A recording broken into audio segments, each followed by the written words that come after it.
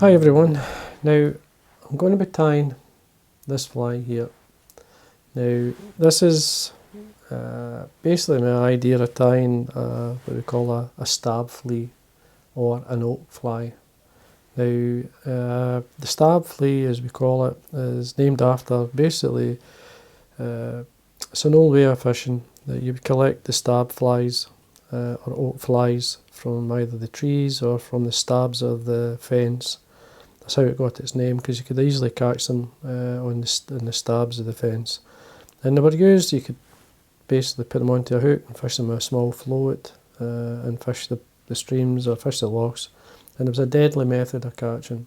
So I'm going to be tying the stab fly in a modern style. This is a style that I like to fish close to the surface, either piggyback off a dry, just let it drift naturally, or top dropper or even middle, depending, just controlling the depth, because it's a lightish fly and you could work with it and get it to be near enough where you want. You could have it basically laying on the surface and it would give a great impression of the oak fly, or the stab flea as we call it.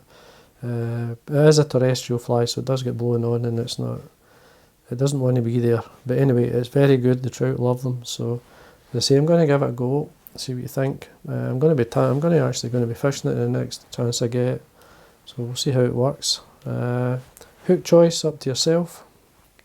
I'm using this one here from Flea. This is the Czech Nymph. There's two. This is a lighter wire, there's a heavier wire version. This is the light one, size 14. Thread I'm going to be using is the dark brown uni thread in 8/0. So we start at the eye, and then I'm going to come down to, I'm in line with the point of the hook.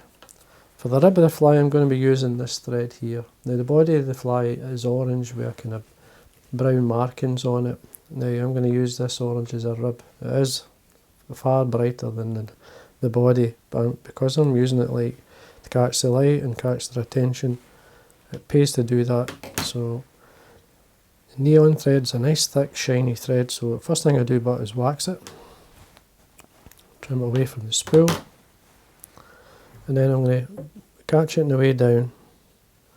So basically just offer it to the side of the hook and then just wind down to about this point here. And then for the body, now the body can be, I'm using CDC, which is going to help slow it up. Now I've dyed this is a dark cinnamon, or dark brown near enough. You'll see the kind of orangey colour in the stem. Now I'm actually going to use this as the body, and the remains I'm going to use for the thorax and legs. So what we're going to do is come round and hold the base of the feather, do a turn right at the base, and then pull it to the tips, or the tip of the feather, sorry. I'm actually going to take it a wee bit further, because you need as much as the feathers you can get. If you don't have this, then just use a pheasant tail or even a dry fly dubbing or something. Now I'm winding it towards myself. It gives you a nice fine herald. You will get a bit of fibre coming out, which is fine. Now once you get in line with the pointer hook, then we've got to tie it off. So to tie it off, what we do is come over with a turn, over the feather with a turn on the hook to lock that in. Do the same again. Do it two or three times, because the stem of the CDC is really thick. So trim away the excess. Now there's this fibre here we're going to use for the thorax and the legs. So what I do is I trim it away and then just set it on my desk. Trim it away. You may have to trim a couple depending on the feather that you have.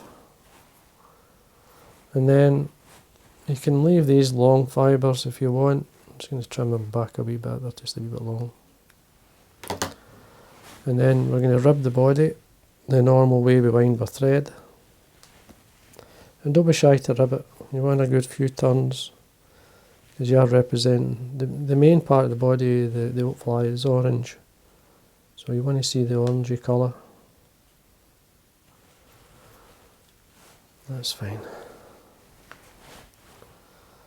Just the same as I do with caddis flies. I use fluorescent rib, and I catch a lot of fish on them. And I like to fish this style of fly in the top dropper, as I say. So there we are, so we're ready to tie in my thorax cover, which is pheasant tail, just a cocked pheasant tail. So you want a few fibres, just bring it out, tear it away.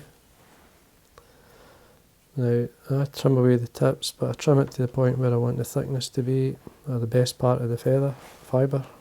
So we catch this on the top. Just make sure it's sitting right on the top. That's fine. Legs, I'm going to use the pre-knotted pheasant tail legs. So we want 6. Make sure we count 6. Just making sure the tips are okay. If you bring them 90 degrees from the stem, they naturally line up. So then just use the thorax cover to separate the legs. You want them just by the bend there, that's fine.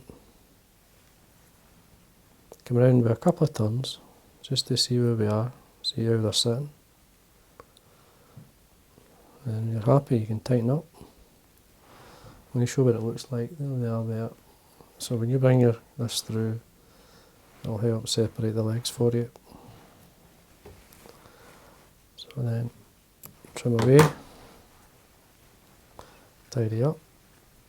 Now we're going to you can put the wings on just now, but I'm actually going to put them on last. So first thing I'm going to do then is to spin the bobbin anti-clockwise, because I'm going to split the thread. Let's check it's split, yep. Once it's flat, then just run the wax through it. You've seen me doing this before, it's a good method. I mean, if you rub it, you'll see how it flattens. You actually can see it split there, so splits sometimes naturally. And then we've got our dubbing, our CDC, which we trimmed away from the base of the feather, we trimmed off. Depends on how thick you want this. You want some legs. It's got a good thick thorax. I think that's about enough. Just going to spread it a wee bit. It's a wee bit heavy up the top here, so I'm just going to reduce it. It's fine. And then spin the bobbin clockwise to tighten the thread back up. Let's give it a second. Let it spin, thicken it, tighten up itself. And then just wind through. Just going to basically see how it's going to sit first. And then just stroke the fibres back as you wind towards the eye. Give yourself a good head length, a good mil and a half or so. Just check, see how that's going to sit. That's fine. You can always thin this out a wee bit, or just keep it the way it is. Then when we're on the water, you can always thin it down if you think it's too heavy, but the thicker it is, obviously the more it will float like. So the wing, I'm just using, believe it or not, I'm using 2 big. These are Cree feathers. These are off this is an Indian neck, I've got a cock neck. And I'm just using up these large feathers at the top, because they're really well marked. So what I do is make sure they're lined up. You want the length to reach the back of the hook. So we could make a space for them, or we can just tie them straight on. It's up to yourself, but it's just a wee bit heavy, so I'll take some of the fibre away.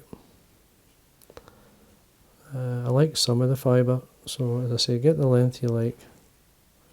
Just tie it straight on the top. The feathers are sitting on top of one another. I'm going to use the pheasant tail to separate them, but before we do that, I'm just going to check the length. Want them flat, that's fine.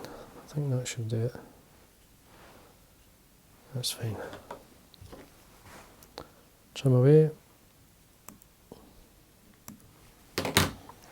And make sure this is tight, really tight. Wax your thread. As I say, bring your pheasant tail through. I'm just going to make sure it's out of line a wee bit, so I actually run my nail through it.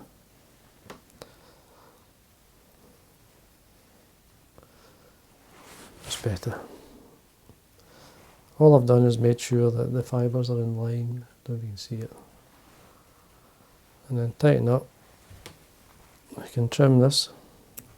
Now I actually like, you could actually leave the wee tuft pheasant tail if you want, but I'm going to actually get some more of the, it's quite a big head on the oak fly, or the stab fly, so don't be shy, I'm a wee bit more dubbing. This is a CDC, just to encourage that shape.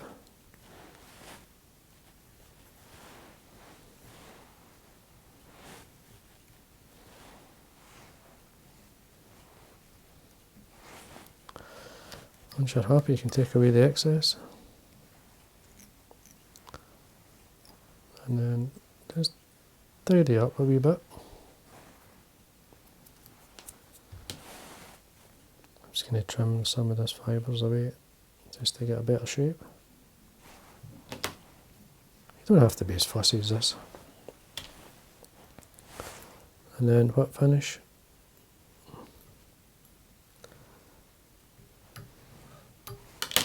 And there we are. That's your oak fly, or stab flea as I would call it. I see you can pull off some of these fibres, reduce it a wee bit.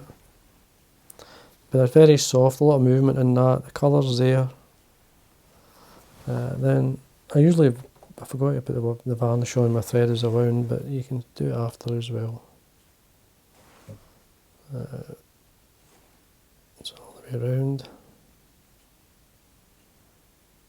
And there we go. And that's the stab fly, or stab flea.